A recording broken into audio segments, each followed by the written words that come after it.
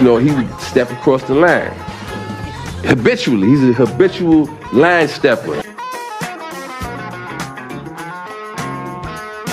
You make me happy. And thank y'all for joining us on the Habitual Line Steppers podcast. I am Garrett Charles Langley Henson. I'm Terry DeShazo. What's going on, brother? How's it going? And as y'all can tell, Terry is even happier than I am. The grin on his face spans from ear to ear. His Manchester City boys this weekend advanced to the Champions League. Oh, no. They didn't. They blew the biggest lead in Champions League knockout history. Hold on. Stop. They submitted to the worst comeback in soccer history. Terry, let's take a snapshot of where you were. The 90th minute. You're up 2 goals, 5-3. Everything looks good. You just received a text from me saying, it looks like you guys are about to do it. Take us through the next 5 minutes. It's Terry. all good. You know what I'm saying? I actually put my phone on Do Not Disturb so you wouldn't give away the fucking score like you do every time we play a game. I took off work early. I got off at 2:50. Went straight to the crib. Turned the game on. You know what I'm saying? My wife was like, you're just going to sit there and watch the game and not help me do shit? I was like, that's exactly what's going down. Leave the room. Lock that motherfucker down. No dogs, no wife. I watched my board. Absolutely bottle this. But you know what? I'm not too sad about it, bro. I've seen worse collapse. I've seen worse collapses. Not in soccer. Yeah, I mean, not since the Falcons were in the Super Bowl. No. When Barcelona beat PSG, when it was fucking 6-1 or some, you know what I'm talking, that's like one of the worst ones I've ever seen. That's probably the worst one I've ever seen. That Barcelona comeback was crazy. Then you got the Remontada. The OG Remontada. But Terry, y'all don't take the title. No. When people talk about the Remontada 5 years from now, they're going to be talking about y'all giving up this lead to Real Madrid. They're not going to be talking about PSG and Barcelona. They're going to be talking about y'all and the biggest comeback in soccer history. I've never seen a team snatch defeat from the jaws of victory quite like this Manchester City team. So all they did, bro. Listen to me. Listen. You took me through the first 15 minutes watching the game. I want to know what you were doing in those 3 minutes when you guys were blowing your whole season. It's not blown. You're just blowing this way out of proportions right now.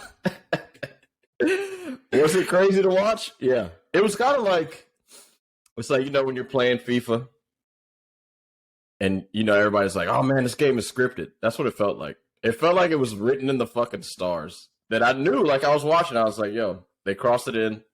Benzema gets it across. Ederson falls asleep. I'm like, all right, cool. They still got to score another goal.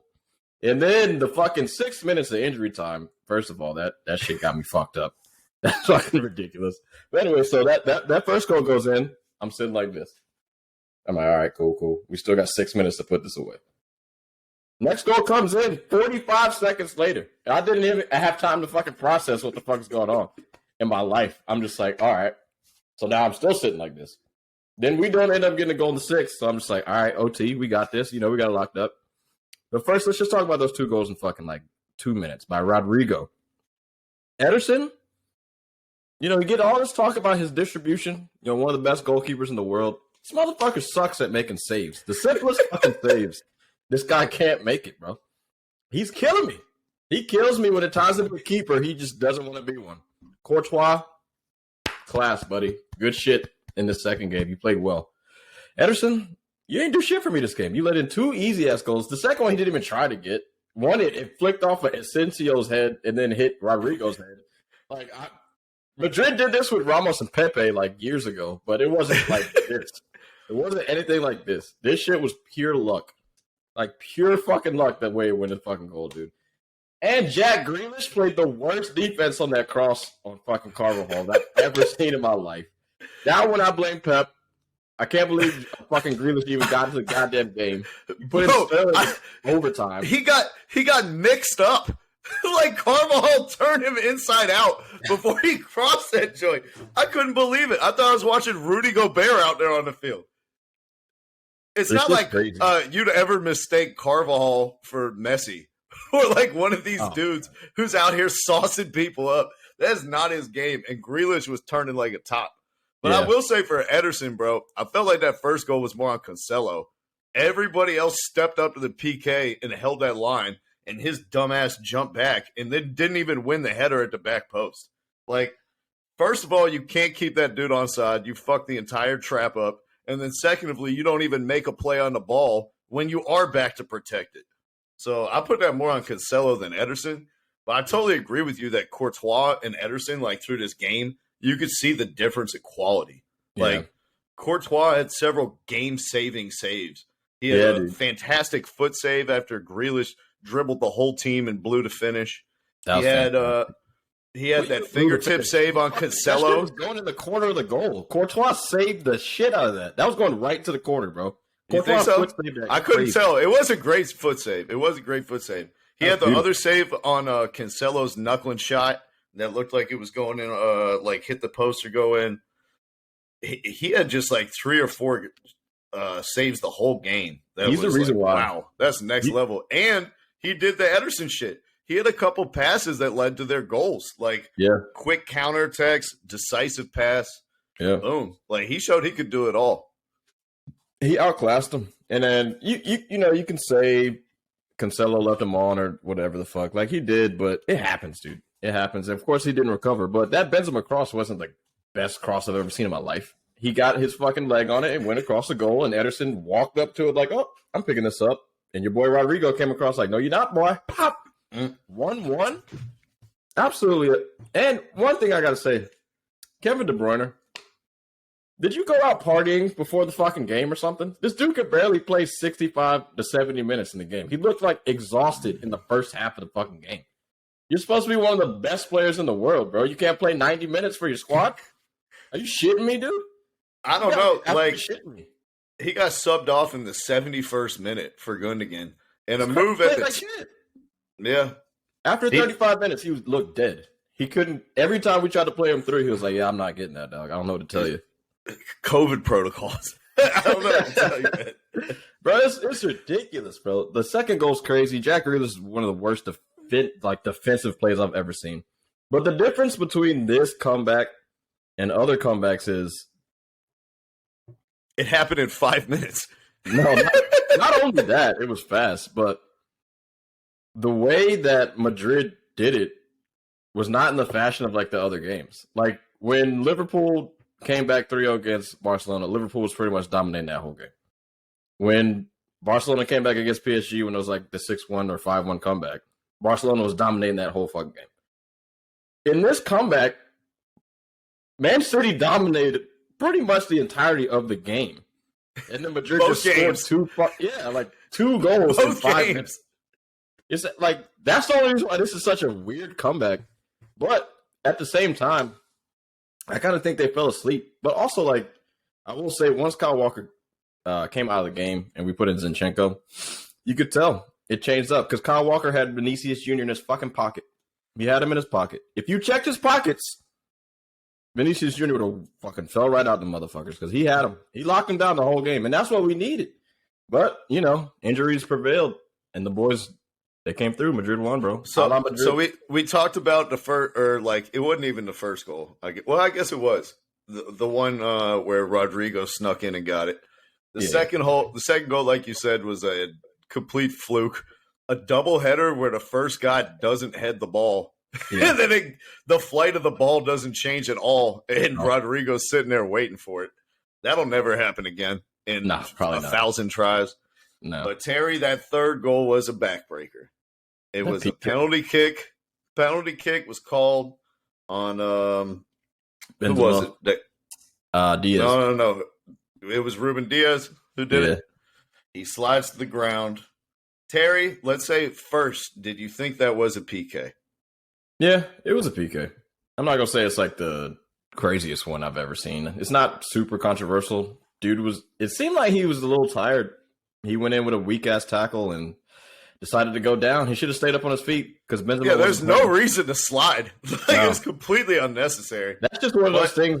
when you're a defender, bro, you're just tired at the end of the game. You're like, shit, I can't let him touch it in the box. You never know what he's going to do, but just stand him up. Remember in the first half, Terry, when Bernardo Silva got slide tackled by Casemiro in the box and they didn't call a PK? Yeah, I remember that. That shit looked like more of a foul to me than the one that they decided the game on. Like, I'm not going to say it wasn't a PK, but like clearly in the first half, there was the same situation with a lot more contact and they didn't call it. So I feel it's like if you're not going to call that one, then you can't call the other one. Yeah. I mean, Madrid won. But see, if I was a referee, these teams would have had a tough day. All right. Because I'm not about to bullshit. I would have thrown Laporte's ass out the game when he slapped Luka Modric in the face in the 5th minute. Yeah, I saw that. That was both of them were on that stupid shit. But, bro, like, Casemiro, he should have got the fucking thrown out the game, dude. He did 2 blatant yellow card tackles. So I didn't want to do this. Madrid definitely deserved this win. They did play well from pretty much the 75th minute on. I think they pretty much were the better team. But Casemiro had 2 yellow card worthy tackles. It didn't get a card at all in the first half. And FIFA wants to say they got rid of all this corruption and shit. If that game was in Man City, bro, my guy's gone. Like, that shit is inexcusable. This is where we're going corruption? We're going all the way corruption on this one? Casemiro had to get the fuck out of here, bro. That second tackle on Foden, where he slide tackles him from the back, and he pulls his fucking shirt, horse collars him from the back and pulls him down. No card? Yeah, it was ridiculous. The rest were on one. Come on, bro. He definitely should have been out of there. But like I said, I thought, I would have thrown old dude out there for slapping Modric in the face. Modric hit him in the face first, so he fell back. No, he didn't. Yeah, he did. I watched the whole replay. He didn't touch him in the face at all.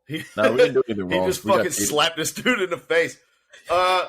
As usual, though, Terry, it was a story of missed chances. I really agree with what you said, Terry, and how it felt like the FIFA momentum engine got turned on. Like, especially after Rodrigo got that goal, where it felt like Grealish, he had that foot save, then he had the other one that he barely missed. And it was like, wow. Rodrigo got that first goal, and it was like he put on that Thanos gauntlet and just looked at your team and was like, I am inevitable. And everyone watched it on TV. Everyone in the stands could feel it. You knew they were going to get the second one. I didn't know about the third one, but I knew they were going to get that second one and send it to OT as soon as they got that first one. It was like the whole stadium could feel it.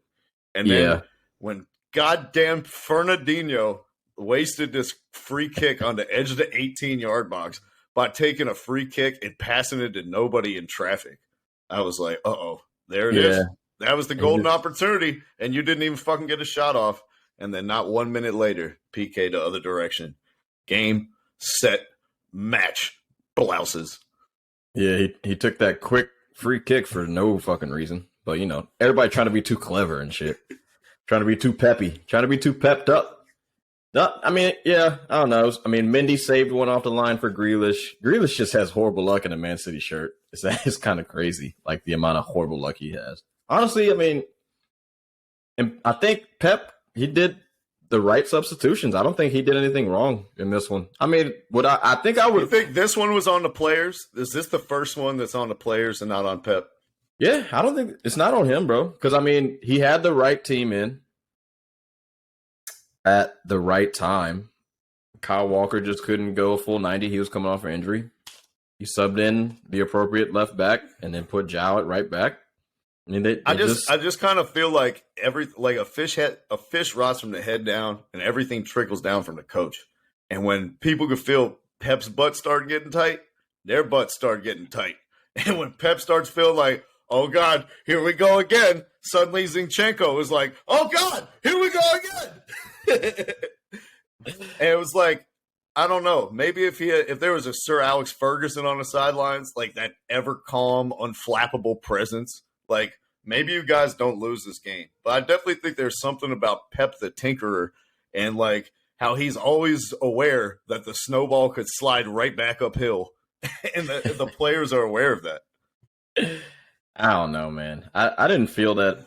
I just felt that, once they scored that first goal, That's pretty much it. And that's not on him. I'm blaming Ederson straight up. He was way too casual on trying to get that ball, and Rodrigo beat him straight to it. Once you give that away, you give up your momentum. Once you give them a goal, and we notice if you're up 2-0, all I need to see is one goal in, and I'm like, oh, we're coming back. It always happens. You're always going to come back. If you got fucking 10 minutes left in the game, you're going to give your 100% all to get that shit back. And everybody forgets how to play soccer on the other team. They just act like they're just like, damn, we can't give up another goal, guys. We got to just survive. We got to just survive the waves. It's like suddenly Man City turned into Atletico Madrid. No team can overcome that shit. The best teams can, but this team just can't, bro. And the funny thing about it is Madrid, they're really not that great of a team. They're a very good team, but they never can get the shit right in a full 90 minutes. And we haven't seen it but maybe one time against Chelsea. Bro, and they're still about to win a Champions League. How many times have they done this and won a Champions League and nobody thought they were the best team? Yeah. I mean, actually, the same shit happened with Chelsea last year, though. Like, yeah, we're just like, this is the team that's about to win the fucking Champions League? The fuck? But, hey. yo, I will say this. Last year we lost it, and we didn't play Fernandinho and Rodri in the whole game. This year we lost it, and both of them were on the field. So, What do you guys say now? Pep did what he could do. I'll tell you what I'll say. Manchester City, forever the bridesmaid, never the bride. Shit. And coming into this series, Todd Terry, where did we look at the big question mark in Man City? Forward. We were like, God, they got to get a forward. They got to get a forward. That's the big hole. And then you guys give up 7 goals to Real Madrid. So Let me ask you more, Terry. What do you need more, a forward or a defender? We're not going to overreact, bro. We're not going to sit here and overreact. First game, we played without our outside backs. All right, that was a big problem.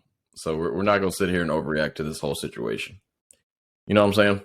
We're not overreacting to us not playing with our outside backs in the first game. That's the only reason why we let in 3 goals. This game, the momentum just swung. But I'm not going to sit here and say if we didn't fully play Kyle Walker in the full 90, they probably wouldn't have scored. We dominated them straight up. And I also got to give a kudos to Nacho Vidal. He played pretty good in this game, bro. I was talking mad shit about that guy. He fucking sucks. But he played really well in this game, bro. I got to give him credit. And did Mendy. You talk shit on both of them, and both of them stepped up. Yeah. I mean, I will say this, though. Like, even Marcelo made an appearance to jab a knife into your heart. Yeah, right. Nah, I mean, for City still had a lot of chances, but mostly it was Courtois, Camavinga, Rodrigo, and Benzema, bro. They played pretty well, like, the whole time they were there. And Casemiro played all right. He got away with some dirty shit, like we said.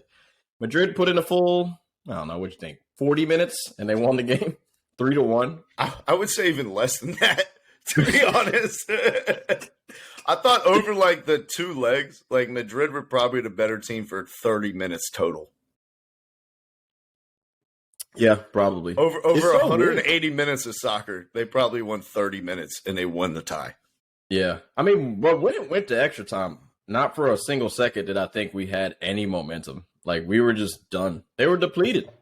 They didn't play well at all in the extra time. Like, dude, the extra time, it was just Sterling and Grealish just taking turns losing the ball. That was the entire extra time. Sterling played so bad at the end of the game. So bad. To have fresh legs and not be able to get by Carvajal. Come on, dog. After you saw Grealish was doing it at the end of the game, we're like, oh, Sterling's legs are fresher than his. He's going to go right by him. Nope. Give it up. That boy Carvajal. Carved him. You know what, bro? And to add 6 minutes of injury time is fucking wild. You know, at the end of the game. And also only 3 minutes of extra time in the overtime time. You know what I'm saying? Yeah. It seemed a little fishy, bro. That's all I'm saying. We lost. I'm saying we lost, but it was some shit to smell. It was terrible officiating. There's no doubt in that. Come on, bro. Yeah, as usual, Real Madrid gained the benefit of a game-winning penalty, just like they have for the last decade in La Liga, over and over and over again. Oh, y'all, they've been cheating in La Liga for years. Yeah. But hell of a PK by Benzema, though. They had some stat that was like over the last decade, Real Madrid's won like 120 points from game-winning PKs. Wow, that's fucking crazy. Yeah, it's wild. But that's what they do, bro. But Terry, there's a silver lining to this cloud. He's coming. That's what they say. Erling Haaland, the Thanos destroyer. That's what they say. Avenger. It's apparently it's been confirmed this morning by The Athletic and by Fabrizio Romano, who are like, the two most credible sources in the soccer landscape. Barcelona went out and released a press release basically saying he's going to City and we can't get him. So Erling Haaland, the hottest prospect in all of soccer, is coming to Manchester to fill that void at your number 9 position. I don't think he's going to be playing defense for Ruben Diaz, though, preventing 7 goals. I don't know how much he's going to help with that, Terry. Oh, come on, man. Like I said, no outside backs in the first leg. Don't get carried away. All right. It is what it is. But this guy comes to the City. Is this worse than 28-3? Was this worse than 28-3? Why do you keep saying this is like some monumental fucking... It is. This is probably the worst collapse in soccer history. Like, bro, no team has ever scored 3 goals in 2 minutes, bro. They scored 2 goals in 2 minutes. Then they got a PK in the overtime. Cool. Whatever. They scored 3 goals in 10 minutes to win the game. You blew the entire game, the entire series, the whole 120 minutes. You blew it in fucking 7 minutes, Terry. Don't tell me this isn't a historic comeback. This is a historic collapse. More than it was a historic comeback.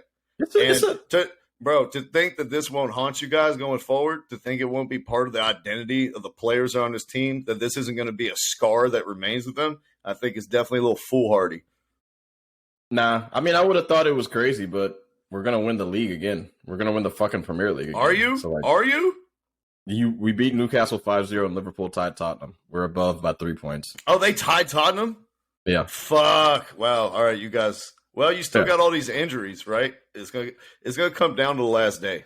You never know what's gonna happen, but we're good. We're good. I'm not worried about it. It's up, but I'm not like crucial to the Man City formula. It's up to them. If they want this shit to haunt them, that's on them. This shit is not gonna haunt me. I'm just mad at you guys for not taking care of fucking business. The whole world knew that Manchester and Liverpool were 2 best teams in the world, and we deserve to see the Champions League final as the 4th matchup between these teams. You guys did not fucking show up. You did not do your part. Jurgen Klopp guided his team past the Villarreal side to the final. You guys could not beat your Spanish opponent. It's official. La Liga is back as the best league in the world. It's official. Yeah, right. It's Come official. on, bro. It's official. Stop it. Look, the only thing I'll say is this. This is in the 21st century, this is probably 3rd. But there have been some big collapses. This might be 4th, honestly. Because Liverpool, AC Milan, that comeback was crazy back in the day. What was that, like 06? Mm-hmm. That was a crazy comeback in the Champions League final. That Barcelona PSG shit, you cannot fucking forget that, bro. That's a huge collapse. If we have 6 goals, Madrid can suck a fat dick. There's no way they're coming back from 6. All right, that's all I'm saying. And then that Liverpool 3-0 on Barcelona, that was a crazy one, bro. That's a crazy. Yeah. You're a fan of the team, and you're like, no. Yeah. You fucking fell asleep on a corner, and they scored on one of those. You got to shit me. It was a comeback that took over the place of an entire game, not 10 minutes. We weren't up 5-3, and it wasn't. What it is. It is what it is. This is the 4th biggest comeback ever. You're a fan of the squad. Of course, you're not going to say this is the biggest collapse. The team behind it, that's the biggest one ever, though. It wasn't the biggest collapse. It wasn't. The thing. It's not crazy for me because I'm a fan of shitty teams. So this is like whatever. The success is par for the course for you. Yeah, this is totally fine. Like I'm a Cubs fan in baseball. They got 1 World Series in fucking 2016. I haven't seen them win my whole life. The Knicks have never won since I've been alive. And I got City winning fucking Premier League championships, FA Cups, League Cups, going to semifinals and shit for Champions League.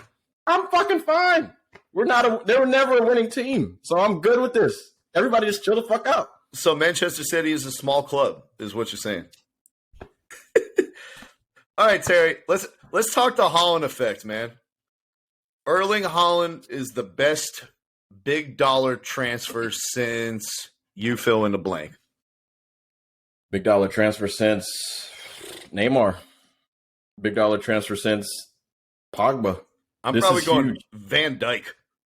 Van Dijk. Are you going like way, way, way back? Or like for the history? He completes every single hole that Man City has, which is literally just one.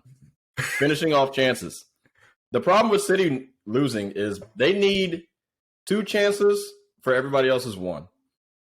Madrid only needed a couple chances to score. We need double the chances to score. For everybody else's regular chance, we needed at least 2 or 3. So with him being in, he can sure up some of those goals that we've missed over the past, 6 or 7 years. No, not that. Aguero was there. He was balling out. Probably the past 2 to 3 years in which we've really needed a top goal scorer. This is huge for Man City, man. This is a really big pickup. How expensive? Do we know how expensive he's going to be? We don't know. I anticipate he'll come close to breaking the record, if not breaking the record. This is huge, man. The other transfer, the only other one I can really remember that would be in the same ballpark was like Gareth Bale, who was another guy who was like 21, 22, who was on the up and up to superstardom when they paid for him. Like Ronaldo was already established and in his prime. You know what I mean? Like these other guys, I guess Pogba was still ascending, but then he never ended up ascending. Neymar. What about Neymar? Yeah, Neymar. Yeah. Neymar. So, I mean, I really think this will be an Aguero-like signing that changes the future of your franchise. Like this, you can spend $60 million on Nathan Ake, and you can spend $60 million on Rodri, but those guys aren't changing your life. Or you could spend $120 million on Erling Haaland, and he'll change the complexion of your whole team. This money well spent. You guys are going to be a fucking juggernaut next year. Yeah, I will say this. He's going to be great. We do need to get a backup striker because Gabriel Jesus is not going to be doing it for your boy. What's Craig Bellamy doing? I don't know, man. But I'm not going to get too high. I'm not going to get too low.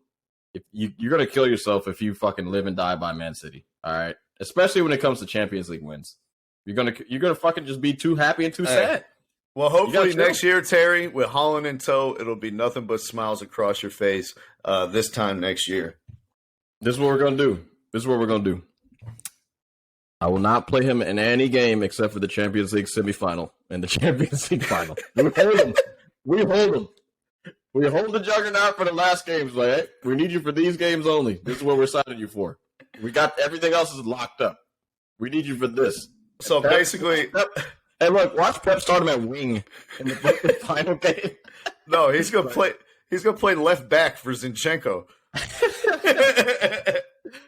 Oh shit! Are you suggesting that Erling Haaland becomes a soccer version of Andre Iguodala? Oh. They just don't play him the whole regular season, and then once the playoffs comes, he's a starter. Yep, save him up, keep him healthy, Hey. That's important, Terry. You got to keep your best players on the field. And this also applies to the U.S. men's national team. Terry, I don't know if you saw, but last night Miles Robinson tore his Achilles tendon. Our starting defender for the USA squad. That leaves a gigantic hole there next to Walker Zimmerman, Terry. By the time November rolls around and we are in the World Cup, if you had your pick of anybody to partner Walker Zimmerman, who are you choosing to elevate into that starting side? I think I'd probably have to go with Chris Richards. I think I'd go with Chris Richards. And I don't it's got to be him. I mean, this John Brooks experiment should be done with. I don't want to see that anymore. We already talked about that before. I think Chris is ascending. He's playing pretty well every time he gets on the field for Bayern. I can't think of anybody else. I mean, what's the other black kid, the darker guy? McKinney? Not McKinney. Yeah. No, Mark McKenzie. McKenzie. Yeah, McKenzie's okay, but he's shown signs of inconsistency. I think Chris Richards has been the most consistent young guy that can kind of complement Zimmerman in a way of like having speed to cover for him, getting up for those aerial duels and stuff like that. So I like him. I think he's definitely a good choice. I think he has the most potential out of everybody to be like the most well-rounded defender because he is 6'4". He can win those aerial duels, like you said, but he does have the recovery pace. The problem with him has been reading the game, taking bad first touches, playing passes to the other team in possession and losing the ball in bad spots. If he can't clear that shit up, he won't be starting for us because he probably won't even be on the roster. Yeah, you know how Berhalter wants to like play the goal kick short and play out of the back. If you got a dude like Chris Richards who can't keep possession, the other team's just going to high press and we're going to get fucked. So he's got to clean that up. I'm not sure Mark McKenzie is much better in that area either. McKenzie's worse than him. Fuck. It could be. I propose an alternative solution, Terry. What are we saying? Formation shift? Well, I wasn't thinking that at first because I don't think the players have enough soccer IQ to learn a whole new way of playing between now and November. Maybe if this was Spain, we could figure it out. Not in America. These guys need to stick to the 4-3-3, what they know. I'll say a guy who's kind of fallen off the soccer landscape a bit in recent years, but he was kind of in the spotlight a couple of years ago ascending up. And that's Cameron Carter-Vickers, who's still owned by Tottenham. He's the best player on Celtic. He's been like the best defender in the Scottish League this whole season. He has a lot of those same athletic traits, you know, that Miles Robinson has with the recovery speed, the physicality, you know, the agile feet that can stay with wide players. Yeah. I think he's a dude who could be like a like-for-like replacement. And if they don't move him into there, I could see them putting Anthony Robinson to play as the other center back and put Sergino Dest as the left back.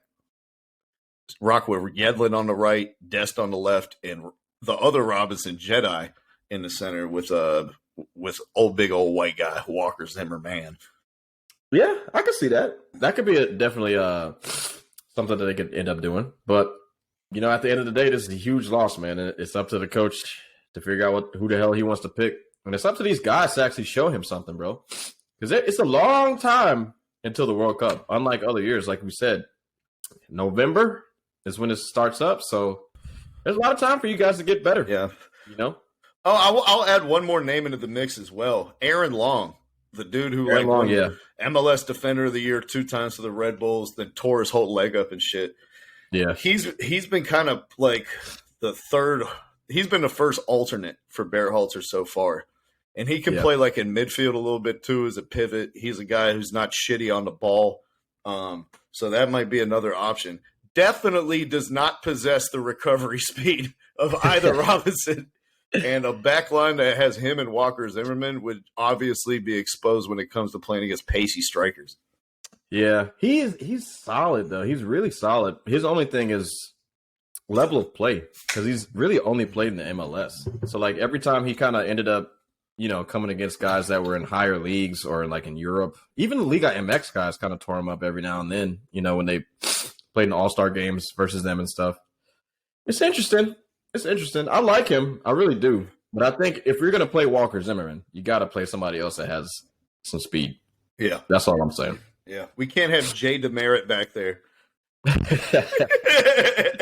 Shout out to him. Yeah, man. Well, we'll learn this World Cup, man. Having your best field your best players on the field is crucial to winning the game. And the Philadelphia 76ers found this out in the NBA as Embiid came back. And they've now tied the series up 2-2 against the Miami Heat. My pick to advance from the Eastern Conference. Dumbass. That shit's stupid. I told you, Overreaction Monday. I said, should we be sleeping on the Miami Heat? Everyone has asked that because what? They had 53 wins as a 1 seed? That's probably what? Maybe the lowest that we've seen in a very, very, very long time. For a 1 seed to have 53 or 54 wins, however many wins they had. These boys look like they can't handle Embiid. Embiid was 60% of himself game 3, dominated him.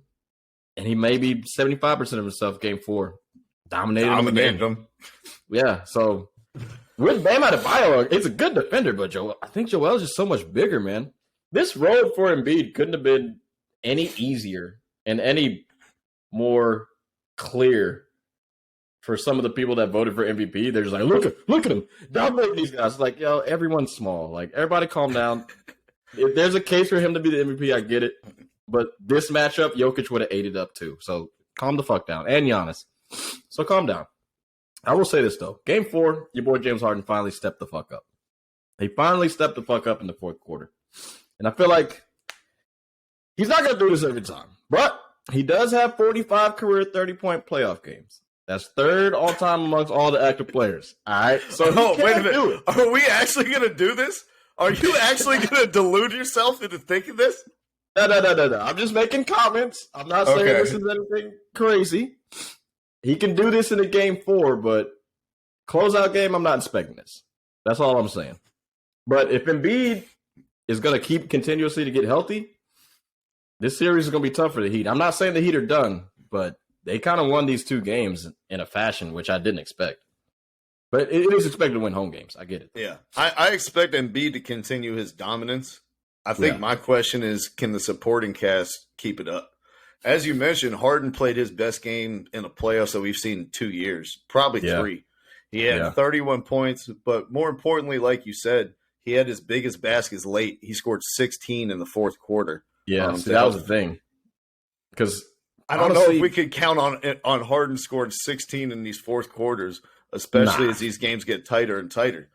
The Heat of course not. Couldn't make anything. They made 7 out of 35 threes, Terry. They're the best shooting team the entire season. I don't see that continuing. Duncan Robinson, the player who's made the second amount of threes in the last 3 years behind Steph Curry, hasn't even got on the court. He hasn't played a minute this series. They're supposed to. Yeah, but I could see him making having a reinvigoration. You know, the Heat are 14 of 65 from 3, Terry, over the last 2 games. You just can't win basketball games shooting that badly and shooting from 3 that often. I don't see that continuing for the best 3-point shooting team in the league. I think the variance swings the other way. I think the Sixers are going to have a hard time closing this series out, despite Embiid's dominance. Well, shit, man, you're going to expect percentages like that if you're going to leave Duncan Robinson on the bench. If you're only going to play realistically, 2.5 shooters? Like, Kyle Lowry shoots okay. Jimmy Butler doesn't really shoot from 3 a lot, but I mean, he's been shooting okay, recently. Oladipo shoots it decently from 3, but I'm not going to sit here and say none of those guys are knockdown shooters. Tyler Hero and Duncan Robinson are your knockdown shooters. You got guys that aren't named them shooting fucking 3s. They're not going to go in like that. And I don't know what Max Strus, the whole Atlanta Hawks series was like he was throwing a rock in the ocean. The dude could not miss. And now he gets on a plane to Philadelphia, and it's like, I don't know if he has a venereal disease that's affecting how he loads. You know what I mean? I don't know if it's the jumping portion or if it's the shooting portion, but he's had a real hard time adjusting. Look, man, I don't know what Duncan Robinson did to Eric Spoelstra's wife or his kids or his family, but he's not playing this guy, and he's getting paid, about $80 million or some shit? Like, put my man on the court, bro. Maybe he's just saving him. Maybe he's like, fuck it, I'm going to just save him. I think we can toy with Philly. I don't know what's going on. I can't predict what the fuck's going on with that situation. I really don't. I can predict this. I don't think the Sixers are going to be able to turn the ball over as little as they did the last 2 games. I think when butts get tighter, James Harden is going to cough that thing up. Tobias Harris is going to cough that thing up. And Paul Reed, if this dude is playing 15 or more minutes in a playoff game, it's like, I don't see how you can realistically expect to win. When we talked about Jaren Jackson and his fouling, like, Paul Reed makes Jaren Jackson look like Al Horford with his defensive discipline. It is unbelievable. Yeah. Hey, look though, like, Embiid, bro, it all starts with him, man. I understand, like, Harden had this big fourth quarter, but you look at the first 3 quarters, dude had 4 turnovers, 15 points, and 7 assists. He was doing the typical Harden shit. He won that game in the fourth, but we're not going to expect that. Embiid was dominating, then he kind of had to pass out of double teams and shit. They just were not trying to allow him to fucking score in the fourth. So they let the others score. They let the others score, and the other motherfucker scored. It is what it is. Now, with this game being, tighter, you're right. Harden is going to get worse. But he did have 6 turnovers overall in that game. Now, I know he scored 30, but you still coughed up the ball like it was your birthday. So I'm not going to sit here and say he's going to do it again. Me and you agree Terry, on that. by James Harden standards, 6 turnovers is not that much in a playoff game. We're used to him seeing it. We're used to him turn the ball over 11, 13 times in these like closeout games. You know what I mean? He's putting triple doubles up with turnovers. Mm-hmm. I just see it over and over again. So what adjustment, if you clearly think the Sixers are going to close this one out, right? Probably in 7, but yeah, I think they got this. If you're Eric Spoelstra, what's your adjustment that you're making to get back in the series and take the upper hand? Play Duncan Robinson. That's the first one. You got to fucking spread the court out for your boys so Jimmy Butler can continue to dominate like he's been doing. But it's going to be more domination if you allow more shooters on the court. Victor Oladipo's got to see a little bit less of the fucking basketball. He's still a little rusty. He didn't have a good game 3 and 4. Well, it's okay, but not to what we saw in like the first couple of games. Kyle Lowry, you got to play better. This guy's playing like absolute dog shit. If you can't give me nothing defensively, you're not worth the time, bro. You're missing almost every single shot. He's playing horrible, and PJ Tucker's not really playing great defensively either. Adjustment-wise, the only thing you can do is play Duncan Robinson. Besides that, I don't really know what else they could do. Because there's no one else you can play. You're playing all the guys that you usually play. It's just that one person that's not playing. I think we see him in game 6. Yeah, game 6. No, game 5. I think we see him in game 5. And hopefully Miami comes out with something. But I personally am sleeping on the Heat, and I have been throughout the whole season and throughout this whole playoffs. So what would you say? I think they put PJ Tucker back on Harden duty and tell him to check him 94 feet like he was in game 1 and game 2. Exhaust him because Harden's in bad shape, and just the toll of bringing the ball up with PJ Tucker fucking hounding you at every second is exhausting. On defense, they're going to run him through a billion different actions and chase Duncan Robinson the entire time. And if you don't chase him, he's going to get a wide open 3. And basically that would be my game plan, is do to Harden what we saw the Suns do to Luka 2 games ago, where they just targeted his ass all game and was like, we're going to make this an endurance competition, not a basketball game. And you're going to quit at some point. And that's what I'd imagine the Heat do. If that would be my adjustment. But if you're the Heat, what do you do with Embiid, though? Oh, you double him on the catch. You can't even let him catch it sometimes. You got to have one person front, one person behind in the post. Jesus. Make them swing that. Dude, I'm not letting him win. Like, the other 4 guys have got to score 80. Like, I want to see it Tobias Harris. I want to see it James. I want to see it from Maxey. I need to see it from Niang. We've already seen Danny Green can go 0 for 15 as soon as he gets in a rut. Like, I'm making you guys beat me. I am not letting a generational mix of Hakeem Olajuwon and Shaq take it to a 6'8" center at Bam Adebayo. That's not happening. Also, shout out to Doc. I'm going to call him Doc now. Young Doc Rivers. You said, DeAndre Jordan, you will never see the court again. You will never get into the game for a single minute again. Except he still does it. Like, he will start DeAndre Jordan for 90 seconds and then not play him the rest of the game. Like, why are you even starting this man? Just so his feelings don't get hurt? He's going to be out of the NBA in a month. Who gives a fuck? And Kevin Durant, like, no one should feel more responsible than you, Mr. Let's get rid of Jared Allen so we can keep DeAndre Jordan around. These motherfuckers, they're like, oh, Ben Simmons, he can bring all this defense. He can switch. He can block shots. All this shit Jared Allen could do that you had on your team, make it $3 million a year. You still ripping KD, huh? That's funny, bro. He's gone. He's been gone. Let him sleep, man. Let him sleep out there in Cancun. Him and LeBron are chilling out there, bro.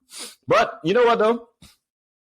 Actually, not in this game. James Harden played all right. Embiid played all right. Butler did his thing again.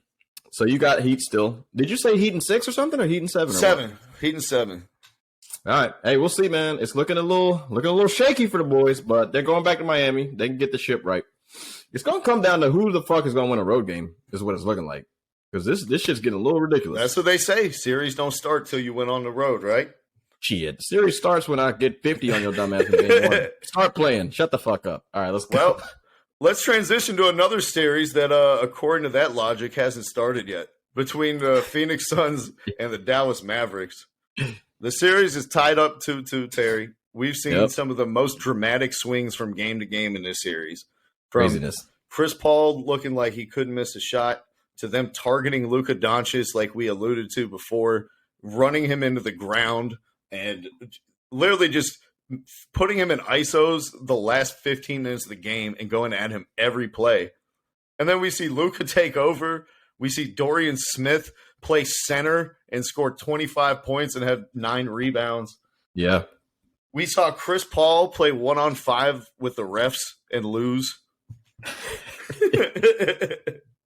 And we saw Chris Paul's mom and sister get assaulted by fans on Mother's Day. Yeah, that was a wild one. Wasn't that It's wild? been a bizarre series. It's been a bizarre series. And no one has encapsulated the bizarreness more than Chris Paul. Last night, Terry, he didn't take a shot in the first quarter. He finished with more fouls than points and shot attempts. Yep. We've seen this from Chris sometimes, like occasionally. He can just forget that there's a playoff game happening and get into a game with the refs. And it's like he doesn't get a rip-through call or that call that he didn't get where he steps right in front of somebody in a fast break, it stops, and they run into his butt and knock him down. And then as soon as he doesn't get those calls, it's like, oh, now my entire game now is showing the referees up and trying to bait these guys into getting calls. And they pretty much left the whole game on the table because they were so worried about these refs. Nah, that is true, man. Your boy, this is your fucking boy. I always say this before I start talking shit about Chris Paul. I love the North Carolina kid. I love it. But you hit people in the balls. I don't fuck with you, bro. That's not some manly shit. So I don't give a fuck about what we're talking about. He fouled out on a weak-ass call. That was a weak call. That foul out was a little crazy. I didn't know you were getting texts this week from Julius Hodge. Bro, Chris Paul hit 3 different people in the nuts throughout his whole career. Like, I'm out of here on this dude. This dude's fucking weird. Stop doing that. So anyways, that foul out was crazy. That was a little weak. But he's got to play way better. And Booker, too. They just played like shit. That's all I can say. Like, and also Dallas, I don't know if this is going to be sustained. Like, they hit 23s in game 4. And Luka only scored 26 points. Like, is that a recipe for, success? I don't know. I feel like if you just guard those 2 white kids, Bertans and Clava, I think you can have success against them. Ultimately, it's up to Jalen Brunson making plays besides Luka, not tiring Luka out the whole fucking game. And it's up to Luka to see if he wants to actually play some fucking defense. Those 2 things, I think, are going to kind of counteract everything that's going on. Because I don't think Dorian Finney-Smith is going to play great in Phoenix. Like, they call them role players for a reason. They only play good at home. They play their role at home. They play like fucking Houdini. Well, Dorian Smith is about to be a $100 million player. I don't know if we can call him a role player anymore. Him and Jalen Brunson is going to be a $100 million player as well. But that goes right to my point, Terry, which is my biggest question from this series. When Phoenix drafted DeAndre Ayton number 1 over Luka Doncic and Trae Young, there were some people who questioned the pick. But overall, people are like, can't miss out on a generational 7-footer, blah, blah, blah, blah. Yeah, and those people felt very vindicated when the Phoenix Suns went to the NBA Finals. And DeAndre Hunter was in the conference finals destroying whoever he was playing against. And he looked like a man possessed. And then they got to the finals and Giannis ate him for lunch. Now, now we're in a similar position. You drafted this man, number 1, over the man that's standing across from you. The Mavericks are playing without a center. They're starting 6'8" Dorian Finney-Smith at center and are playing 5 out. Mm-hmm. If you were the number 1 pick that was picked over this guy who's doing everything for the other team, you have got to be able to dominate a small forward playing center in the playoffs. There are no ifs, ands, or buts about it. If they want to look back on this pick and not consider it a bust and a wrong pick, then Ayton absolutely has to dominate these smaller players and win the series. Because to me, is that clear. If you're a center, a number 1 pick, and you can't dominate a small forward, they made the wrong choice. They should have picked Luka. Yeah, hey, I don't disagree with you at all, bro. I really don't. But with that being said, they got to give him the fucking ball more. Like, he shot the shit 12 times. There were some opportunities for him to shoot. He needs to be a little bit more aggressive. But at the end of the day, they don't really give him the ball on these mismatches. They've been doing that all season. But for some reason, when they're playing against Dallas, they kind of get, I don't know, lost in like trying to who can shoot the most threes and make them type of game. And, not remembering that you have a fucking 7-footer with some good hands and some good post moves. He's decent. He can get points. I just think they're not getting the ball as much as he needs to be getting it. You know what I'm saying? But I don't give a fuck what anybody says. Luka Doncic is way better than everyone that got drafted before him. So, that's on them. I understand the whole big man thing, but we've seen Jokic get looking silly. But all these people are like, yeah, but DeAndre Ayton fits into the team so perfectly. He's exactly what the team needs. And around Chris Paul and Devin Booker, Luka could never fit. But Ayton just fits so well. He does exactly what the team needs. Well, now the team needs you to dominate a smaller player. That's what the team needs. You got to get more than 8 rebounds a game. You got to get to the foul line more than 3 times a game. Yeah. He's got to dominate a lot more. You got to make yourself in I know I'm sounding like Shaq right now. But like, this is not the time for excuses, man. You look like you're 35 years old. Put your big boy pants on and go put Dorian Finney-Smith underneath the fucking basket. Yeah, you're right. And one, bro, you only went to the line, once, maybe twice in that game? And you only fouled someone 1 fucking time. You got to do something, bro. You got 1 foul and 2 free throw attempts, dude. You got to be more aggressive. You have to do something, bro. Dude, and at points, they kept him on the bench for Bismack Biyombo. Oh, bro. I saw Biyombo on the court, and I was like, is McGee retired? Like, why is he on the floor? Foul McGee out. Don't ever put this dude on the fucking court, bro. He looks stupid. Devin Booker threw him a pass and hit him in the face. And Booker's like, yo, what the fuck, man? Catch it. Like, what are you doing? Like, yo, Bismack Biyombo's horrible. Another Michael Jordan draft pick, by the way, for the fucking Bobcats or Hornets, whoever. You put him next to Chris Paul, and suddenly he looks serviceable. Like, he's doing shit that Ayton's not doing. Banging on the boards, fucking making his physical presence felt, protecting the rim. Take notes from a guy who was out of the league, DeAndre Ayton. It's so weird because Ayton went 7 for 12. But, my guy, if you shoot the shit 20 times, you'll probably make 15 of them. Shoot, motherfucker. Shit, man. He kills me, bro. He kills me, dude. I don't like him at all. I really don't. You got to be more aggressive to validate that draft pick. Terry, on the other side, we're telling the Phoenix Suns players you need to be more aggressive. We're telling the Dallas Mavericks fans you need to be less aggressive. There's no need to put your hands on Chris Paul's mom and sister on Mother's Day. Did you hear about this? Crazy. Yeah, I saw it. It looked wild. I didn't see the video of the guy actually putting his hands on his family, but I just saw the video of Chris Paul yelling at the kid.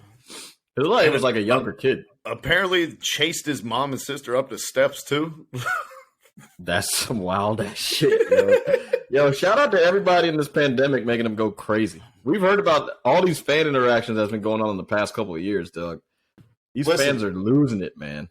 I think it's time that we draw a line in the sand, man. Guys, this has gone too far, and we've seen it across everything. Like, Will Smith getting up on stage to slap Chris Rock, T.I. trying to take the microphone away from other stand-up comedians. People are gluing themselves to the floor every other out of bounds timeout play in a Minnesota series. You know what I mean? Kyrie Irving is flicking the fans off. It's like we have become way too comfortable stepping across that line. Yeah. Well, it's going to take a Ron Artest moment again for people to get checked, because there should be. If I saw you on the street, there's a box of stuff that I could say and a box of stuff that I can't say if I don't want to get punched in the face. Yeah, of course. And then you go to a different game and you're like 8 feet away from these guys. And for some reason, now there's only one box and it's all stuff you could say. And there's nothing that you can't. And the NBA is doing nothing to protect these players or their families, whether it's Trae Young getting spit on or Kyrie Irving getting a water ball thrown at him, or Chris Paul having his family get their hands put on him.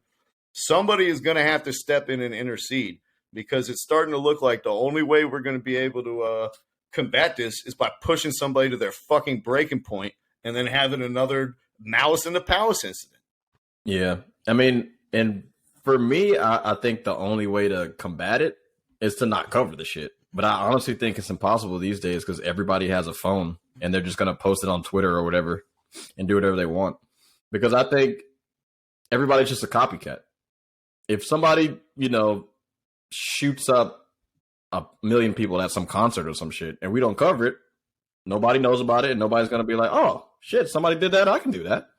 If we don't cover people being dumbasses, like they used to when someone stormed the field, like a streaker or some shit, they would just pan the camera away. You'd never even see it. They don't even it's like we never show them. Yeah, it's like don't give them the – but I agree with what you're saying, but it's newsworthy. Like the stuff about putting your hands on Chris, that's newsworthy. Like we want to know about that. Like throwing a water bottle at a player. That's newsworthy. You know what I mean? I don't give a fuck about it. But I hear you. So it's like I don't want to like keep giving these fans shine and everything for these outrageous actions and keep emboldening other people to like keep doing more than they should. But at the same time, it's like, what are we going to do? Not talk about it? Yeah, that's true. That is true. So it is what it is. I mean, controversy, man. Too much. Leave the physicality to the court. Okay. That's what and with that, Terry, let's cross over to the other series in the Western Conference. All right, between the Grizzlies and the Warriors. There have been a lot of physicality in this series already, with Draymond getting ejected, with Dylan Brooks getting ejected. Gary Payton is out for the rest of the season with a broken elbow. And now Ja Morant looks set to miss Game 4 with a sprained knee. He alleged that his knee was hurt when Jordan Poole grabbed and tweaked it, going for a loose ball. After the game, Ja Morant referenced the Warriors head coach Steve Kerr by tweeting out a picture of Jordan Poole grabbing his knee with just the caption, broke the code. Yeah. Broke the code. All right, this is what I got to say about this. He's going for a steal, right? Do you think it's easy to steal the fucking ball from Ja Morant? Do you think you can just take the fucking ball from Ja Morant? Like, come on. Of course he didn't do this shit on purpose. He's not a fucking dirty player. This is what I got to say. You probably defend on 250 possessions a game. I'm just throwing a number out there. If you're a dominant, if you're a dominant defensive player, you get 2 steals a game and maybe 10 deflections. That means you did that shit on 12 plays out of like 200 fucking possessions. Do you think it's easy to take the ball from somebody and not hit him and not grab him accidentally and not poke someone in the eye? It's not fucking easy. No one's breaking the code by playing basketball and trying to steal it. Like a second before he fucking hit the ball. So he's like, oh, I hit it. I can try to hit it again. Then he grabbed your knee accidentally. Shut up, bro. Y'all are whining like some pussies. You got hurt because your ass is skinny as fuck. Get some meat on your damn bones and you wouldn't fucking tweak your knee. You tore your ACL by Jordan Poole slightly grabbing it. Come on, my guy. Yeah, and if anything, it's like they actually banged knees right before that. It's like that's probably where you hurt your knee, where you and another grown man smack kneecaps together. Not when a dude put his hand on your knee like a priest and try to guide you in the right direction. This is crazy. Jordan Poole, he is not dirty at all, bro. Come on, stop. Nah. Breaking the code. But he did the Grizzlies dirty this game, Terry. He scored 27 points. He had 18 of the 27 in the second half. He made a game-high 11 field goals out of his 17 attempts, and the Warriors outscored the Grizzlies by 33 points in Poole's minutes on the court. Yep, absolutely destroyed him. So I like to be last when I say that guys are actually really, really, really fucking good, because I don't want to be premature on any of that shit. I don't give a fuck about being first. I'm not no fucking diehard first on the comments. No. That's me. Dude's been consistent. Yeah, that's Dude's right. Been consistent shit. You stay late, I stay early. Go ahead. Yeah. Dude has been consistent. This he's a beast, and it looks like he's not going to go down, bro. My man is a bona fide stud, man. I'm not going to say he's a star or anything, but he's consistently getting 20 a game easy, 25 easy. Like, I think everybody's going to have some problems playing against Golden State, man. If he keeps this up, and if we can get a little bit more better play from Klay. I know Klay's got all these injuries he's come back from and everything, but once you get Klay clicking, I think this Warriors team is damn near unbeatable, dude. Offensively. Like, their defense, there's some things that you can attack them wise, but it's going to be hard to stop Jordan Poole, Klay Thompson, and Steph Curry, dude. Like, really fucking hard. And especially when they play without Draymond, they looked even scarier, bro. And I will also say this, like, there's been a lot of shitting on Andrew Wiggins, him becoming an all-star because of K-pop and not living up to his billing as the number one pick and all this and that. When he's your fifth option on offense, you're in a good spot, man. Like, we're doing all that belly aching because Andrew Wiggins considered himself the number one guy. When he's the number 5 guy and he's being guarded by the number 5 guy, that's a problem for the other team. Yeah, it really is. I don't know, man. Golden State's looking scary. And it looks like Ja's probably out for game 4. So, all right. So, Terry, if you had to make one adjustment for the Warriors to close it out quicker, what are you doing? I'd figure a way to play Draymond a little less. Because it doesn't really seem like you need him on the defensive end as much as you do. Like, I'm not saying, play him 15 or 20 minutes, but, give Kuminga a little more minutes out there, bro. Let him play. They're not sagging off of him like they sag off of Draymond. They're definitely not doing that shit. Sounds like a great way to lose the series, Terry. Let's take out the defensive player of the year, dude, and put in a rookie that looks completely lost. My adjustment would be the other way. Less Kuminga. Like, we saw how lost he was in the first 10 minutes of the last game, and they brought in Otto Porter. And as soon as they brought in Otto Porter, they went on a 25-point run. Well, there you go. Play him. No Draymond. Play Porter. Yeah, play. That's what I think. Well, no, I play Draymond and Porter. Put him as in there to balance the defense. You could bring Wiggins or Poole off the bench to provide the scoring. Like, I just think he provides a balanced lineup with his defensive consistency. Like, he knows where he's supposed to be in a way that Kuminga doesn't. I got you. No, all I was saying was just like Draymond just kind of fucks up the offensive flow sometimes just because his defender sags off of him so far. Like, if you can find ways to sneak him in offensively, on certain fouls and shit, take him out. Get somebody in, get some buckets, see what you can do. That's all I'm saying. Yeah, I don't mind staggering it, and then you can run the Jordan Poole Draymond offense with the second units on and just torch people with that 2-man game. Yeah, I don't know. I don't mind it. They're gonna beat Memphis. It is what it is. Like, if John's not gonna play, they're not gonna win. Terry, now you already know what I'm gonna say as the Grizzlies adjustment they have to make. So why don't you go ahead and read my mind and tell the people what I'm gonna say? Here we go. There's a whole different domination when Steven Adams is out there crashing the boards hard and getting 20 rebounds a game. Terry, you took the words right out of my mouth. All right, he's finally back healthy. Now's the time to see if he can get in the rotation.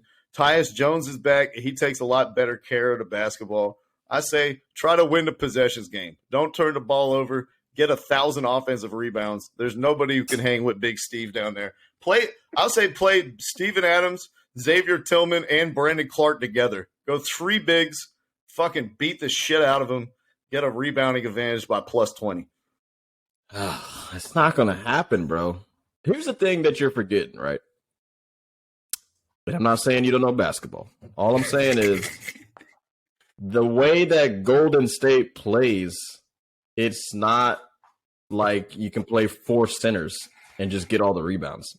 They shoot long-ass 2s and they shoot 3s. Like, every rebound isn't going to be just like, oh, fuck, I missed a short jumper and it's right beside the rim and I'm going to grab it with a big guy. It's all these long-ass fucking rebounds that all these smaller guys are just getting to way faster than, like, Steven Adams and Brandon Clark are.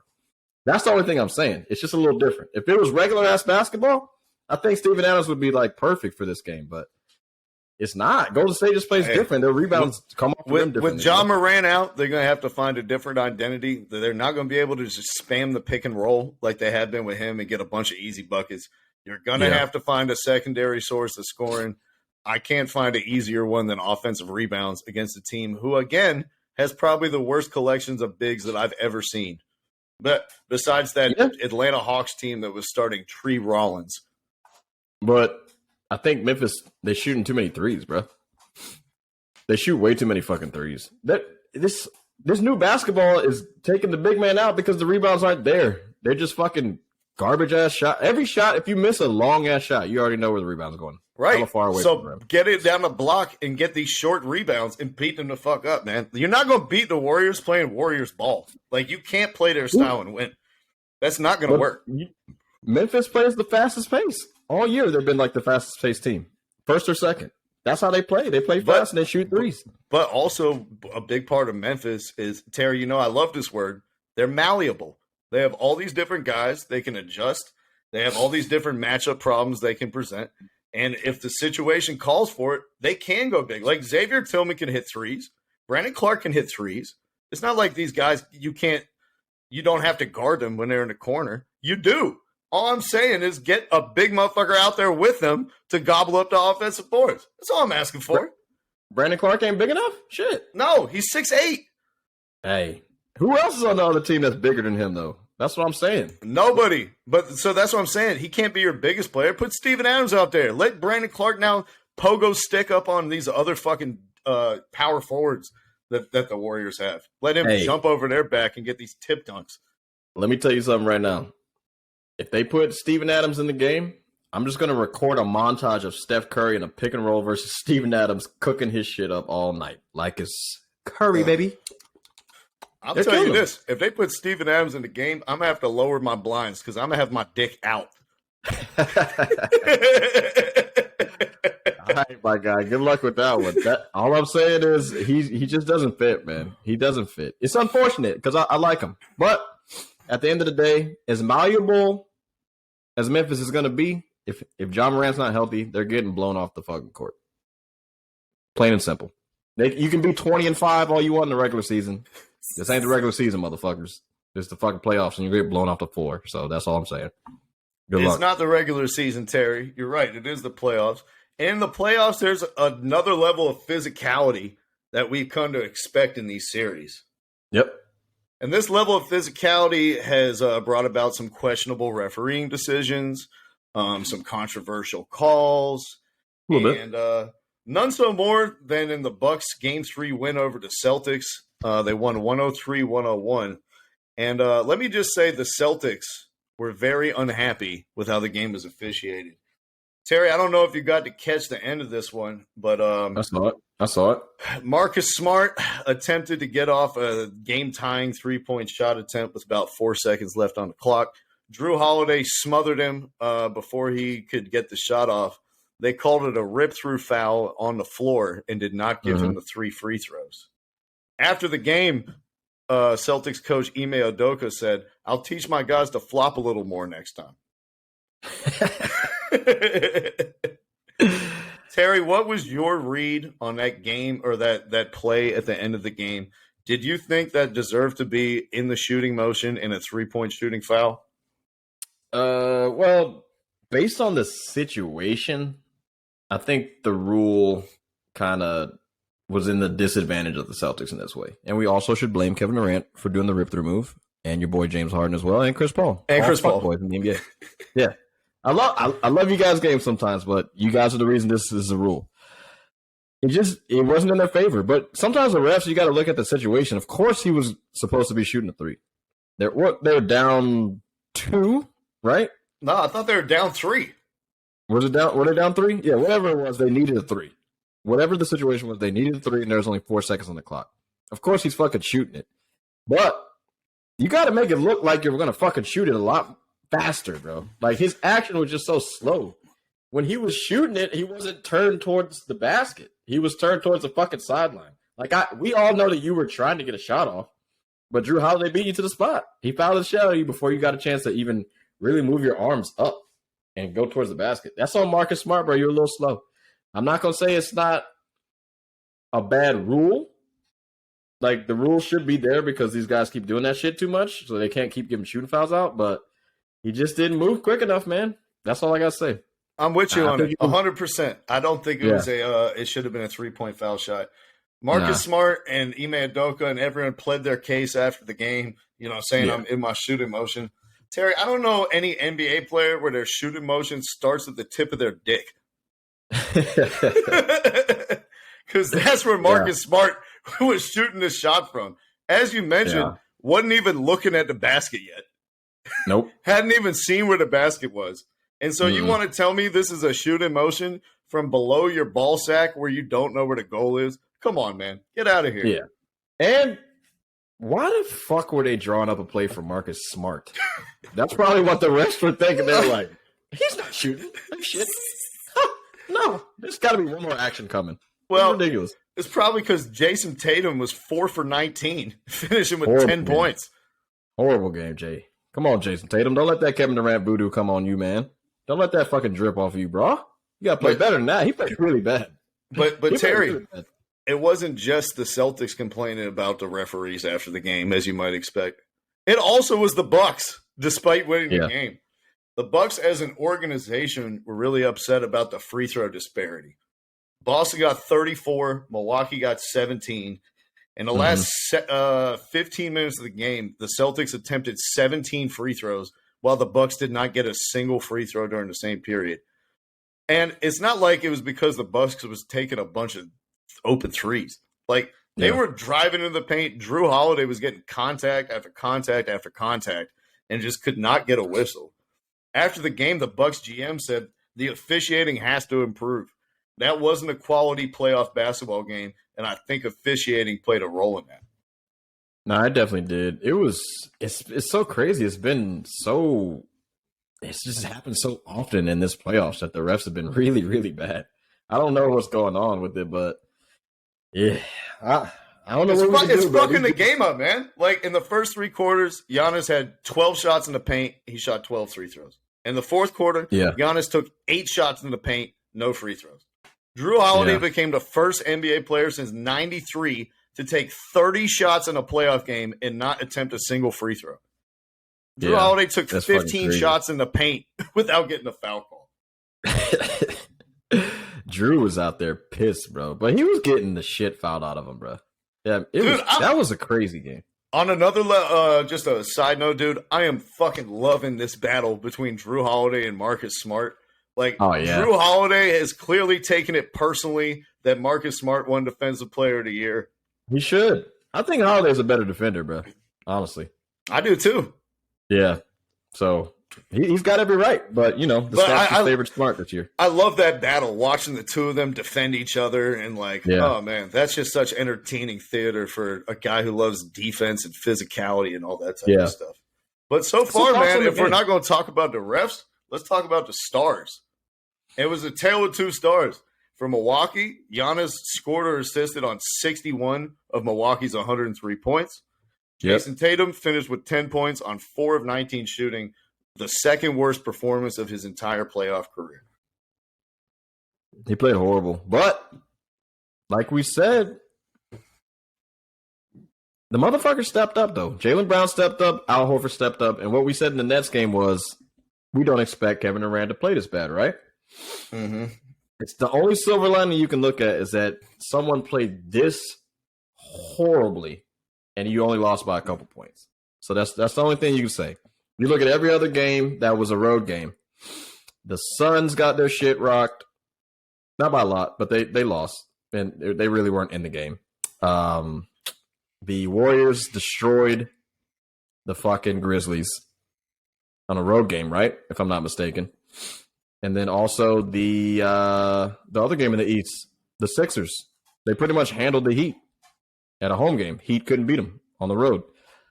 So if you're Boston, you're like, damn, we actually look like a team that can win some shit, man, because your best player played like butt, and it was a road game in which the Bucks are a really good home team. So I would say that the difference, Terry, between this series and all the other ones you talked to is all those other teams won both of their games at home. The Celtics split at home. They split at home. And so if they don't win on the road, they go down 3-1. And that's a whole different ball game. I don't think we could treat them the same as we're treating all these other series. Yeah, you might be right. You are right about that. It is split. This is a big game coming up for them, though. When is the next game? Like Friday or some shit? Or Thursday? Yeah. It's probably earlier. It's probably like Wednesday, to be honest. Yeah, but this series is intriguing as hell. I do think you're good.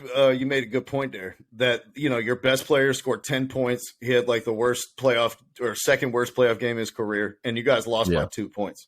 And we saw Jason Tatum do this before. In game 2 of the Nets series last year, he played absolutely awful. He had like 8 points. What did he do after that? He dropped 50 in game 3, 40 in game 4, and 32 in game 5 to close them out. Yep. So I definitely don't think that we're going to see Tatum play this bad. I thought he kind of got the Durant treatment a bit in that they like out physicaled him and kind of punked him. And he was kind of looking for an easy way out at times is what it seemed. Yeah.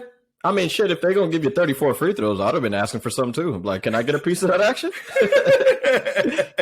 But the one thing I will say about this one, it had me thinking, seeing some of these guys struggle in the playoffs makes me really appreciate like LeBron James and fucking, Michael Jordan, those like the superstars. Like, they didn't really have horrible games like that. Like, it was just, as soon as they kind of figured it out, it was just consistent, dude. Always getting 28 and above, like without a problem. Especially Bron, like he'd have that game one feel out game where he'd be a little tentative and kind of see what all their rotations were and what they wanted to do, and then the rest of the series just hit the gas and put you in the rear view. But yeah, so like I was saying, like if Jason Tatum wants to be in that superstar conversation, you can't be having games like this, man. And I know the bar is really, really high, and it almost looks like it's unobtainable at times. But if you want to be looked at as one of the top players in the league, top 5, top 3, you can't give me 10 points, dude. But like you said, he closed the deal last year with 50-point, 40-point, 32-point closeout game and shit. So I expect him to get a 40-pointer. I'm going to watch that game closely. If he plays like shit again, I don't know if you can be invited into the club superstar, man. I don't know. Terry, last week we said he's better than Kevin Durant. Now we're saying that he can't be invited into club superstar? I didn't say that. The man made first-team All-NBA on my ballot. I don't know about that one. He's going to play better. He's going to play better. I'm not too worried about him. But Terry, the guy I am worried about is fucking Derek White, who they traded a first-round pick to get. They're like, he's going to shore up their defense. They're going to be so great defensively. That's all well and good. My guy, can you not be a negative 1,000 on offense? He looks like the broken version of Markelle Fultz. I don't know. I mean, he played okay in this game. What is the opposite of Randy Foye? The opposite of Randy Foye. That is whatever Derek White is. He is the reciprocal of Randy Foye. He's just not. I don't know. He's not fitting. He played okay in this game, but you don't ever want to give up, decent players and then get someone back where you think he's going to be really good. And sometimes you look on the court and you're like, is Derek White on the court? Oh, shit. Right. Did Derek White just make that 3? Oh shit. I'm starting to think the reason the Celtics are better is not because they added Derek White. It's because they subtracted Dennis Schroeder. Yeah, oh, definitely. I agree with that 100%. 100%. I agree. But he's got to play better. He does. He played okay in Game 4, though. I can't say he didn't play okay in Game 4. But you expect. So let's talk addition by subtraction, Terry. Under the same vein as Dennis Schroeder, right?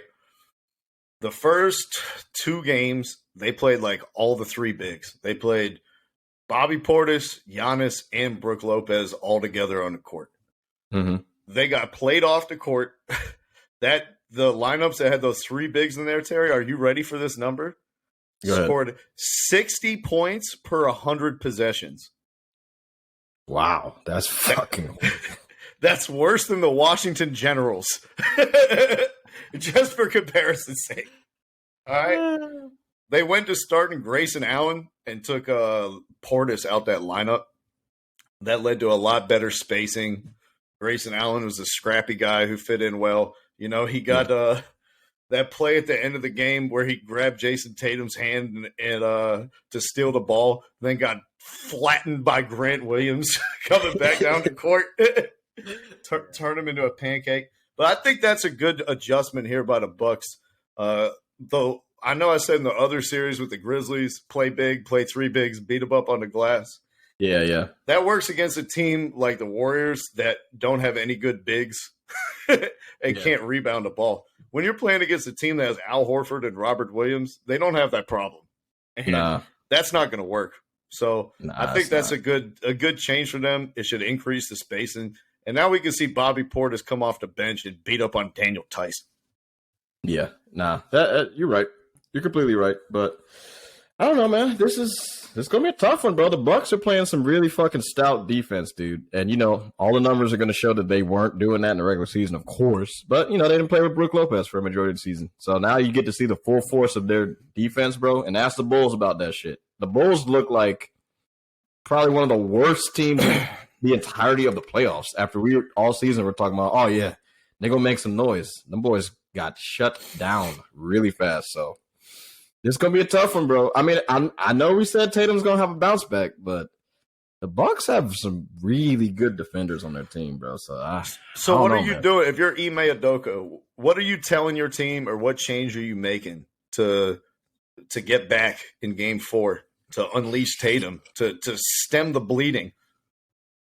Just be more aggressive, dude. Stop settling for outside shots as much as you do. Go right at Brook Lopez's chest. You got to get Brook out. If you can somehow kind of get him out in certain stints, take a big lead and never look back. Because he's really their main guy that's the rim protector. Bobby Portis, he's cute. He's not a rim protector. Hell no. He's an offensive player. He's okay defensively. If you get Brook Lopez out, the Bucks are a very good team, but they go from great to very good when you take Brook out. So that's all I'm going to say. I think that's all they got. Brook Lopez. Ime Udoka, he kind of said the opposite of you in his post-game press conference. He was like, I thought Jason Tatum over-penetrated and didn't take, the open shots were there in the perimeter. And then he was like, miss a bunch of them. Yeah, I thought it's a mix. You got to take the open shots in rhythm, and then you also got to, penetrate when your team feels like there's a lid on the rim and these long-term, these long-range attempts aren't getting in. Then you got to work to get easier buckets. It's always a balancing act. But what you don't want to do is leave open a wide open corner three and now dribble into traffic where you have Giannis and Brook Lopez right there. No, I hear you. I'd say my advice would be you got to stop the Bucks from getting out in transition. The Bucks overwhelmed the Celtics 18-0 in the third quarter in fast break points, Terry. Not destroyed overall, them. Just in fast break points, 18-0. Ran them right out the game. That can't happen. Win. Yeah, you'll never win. You cannot allow that to happen. So that would be my primary focus for the Celtics. You got to stop these motherfuckers in transition.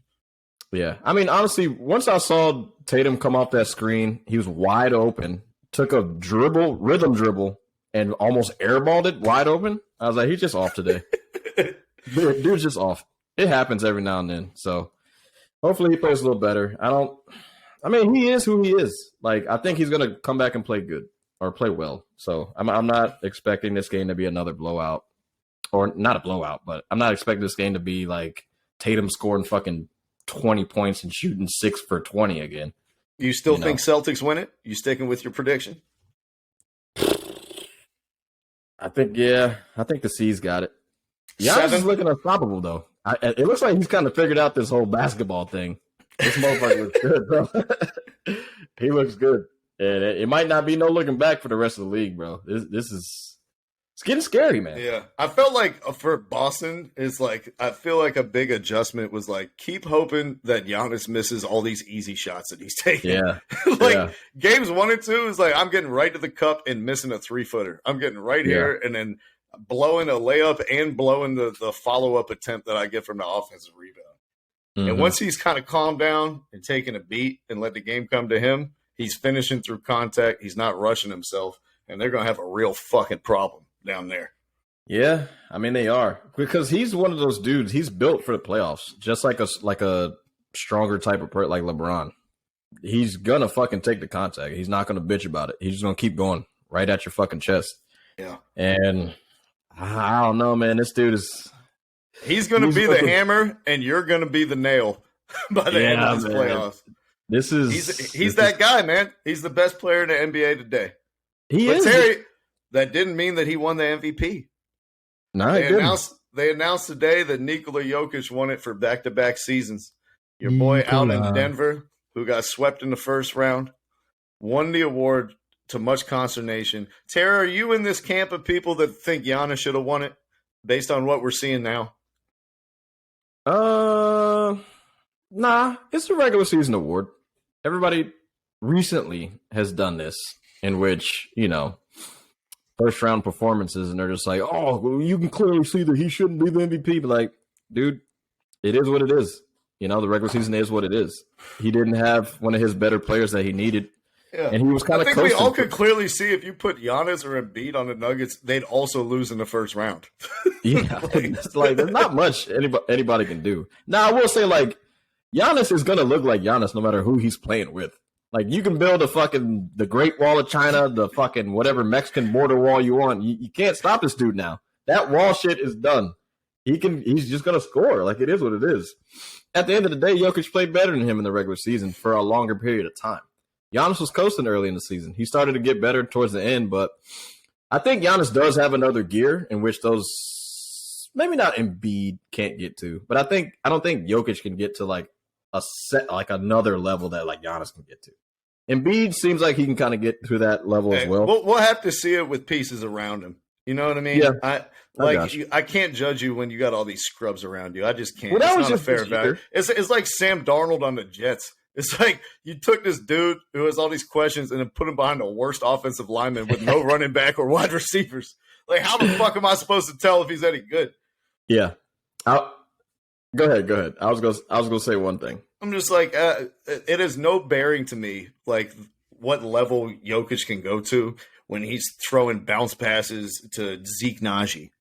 I got you. Yeah, I got you. I do think he did get better from last year. Like, he is still really good. So it will be exciting to see, like, you know, Murray and hopefully Porter, if he can get back healthy, you know, get back. The only thing I'll say is this. The MVP is a little crazy for me only because it's back-to-back. If this was like a secondary year, I'd be like, let Jokic be the MVP. But back-to-back is supposed to be like special air. You know what I'm saying? Like, if you were not going to give fucking LeBron his back-to-backs and backs that he was supposed to fucking get, why give it to fucking Jokic? You didn't do that for anybody except for Steve fucking Nash. And now all of a sudden we want to give somebody a back-to-back. I thought that shit was supposed to be special. Now, I get that he broke a lot of records, you know, analytic-wise, and also with, like, the total numbers that he got. But back-to-backs, bro, come on. That's all I'm saying. That's the only thing I'm saying. That's it. My man dragged his team to 3 less wins than Joel Embiid. Everybody wants to keep talking about the win total. Yeah, despite Joel Embiid having Tobias Harris, who's a $100 million player, Tyrese Maxey, who's going to get $100 million, and James Harden, who's a $200 million player. He pretty much did essentially the same thing with a bunch of guys who are going to be in the G League or out the league. So while improving immeasurably on defense, I think he was top 10 in blocks and steals. Like, the dude got better on offense. He got better on offense with no one around him. He got way better on defense. It's like, I don't know what you're supposed to say. The man got way better since he was the best player in the league last year. Like, it makes sense to me. I don't disagree that he didn't get a lot better than what he was last year. I'm just saying, one, it's rarefied air. It's usually reserved for like top 10 players of all time to win back-to-back MVPs. Also, these they need to fix how they do defensive metrics. This shit's a little ridiculous. That's one. The other thing is, I don't know, man. The West was just so weak this year, dude. That's the only thing I'm saying. I feel like people think about, you know, there's the people on one side that are like, well, he's a 6th seed. You know, that's bad. But then they're like, well, he only got 3 less wins than Embiid on the other side. The East was way better than the West. I know a lot of people are just like, no, the West is decent. It's like everyone that was not a top 8 seed was under 500. Even the 7 and the 8 seed are fucking horrible. The T-Wolves and the Clippers barely played with any of their superstars. Like, the West was so fucking weak. I just feel like he played against way lesser competition to get his win total as high as it was. Did they get 50 wins or was it 48 or something like that? I don't remember. It was something like 47, something like that. Yeah, so they just played weak-ass competition versus 500 teams. They were 20-26. They weren't beating good teams all year. So that's all I'm saying. And back-to-backs are tough to get, and he got it. So congratulations to him. You're in the rare air of guys with LeBron, Mike, Moses Malone, Wilt Chamberlain, Kareem, and all those guys. So you're the man, bro. You are the man. I give it to you. All right, Terry. Well, I think we have time for one last question here. All right. This is going to be some fun, all right? It is not related to the playoffs. It is a pure hypothetical, and it's just trash barbershop talk for us to discuss. But I couldn't resist, Terry, after I heard on ESPN yesterday, Kendrick Perkins suggested that the Los Angeles Lakers trade Anthony Davis for Kyrie Irving. Now, what? I think that's a ridiculous trade proposal and one I would not consider. But I proffer another one to you, Terry. What about LeBron James for Kyrie Irving and Ben Simmons? Hey, man. Let me think about that one for a second. I don't know if I hate it. I don't think I hate it. But I also, fuck, man, I don't know about this Ben Simmons guy. Is he going to play or not, man? Is he going to play or not? I don't know, but I don't think the Lakers are winning next year regardless.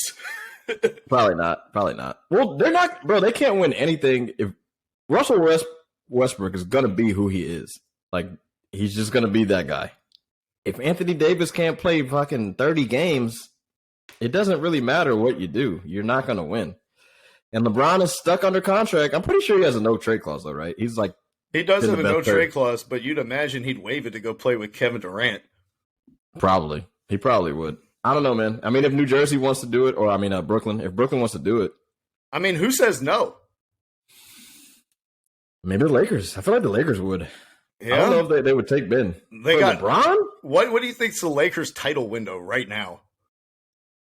Closed, right? I think not open. Even if AD plays in 65 games, where do you think the Lakers are next year? At best a 4 seed. Like, the rest of the roster is terrible. I don't know what they're going to do with Russell Westbrook. Malik Monk, it was on a 1-year deal. He's probably going to leave. Like, all the contributors on their team are not actually good players.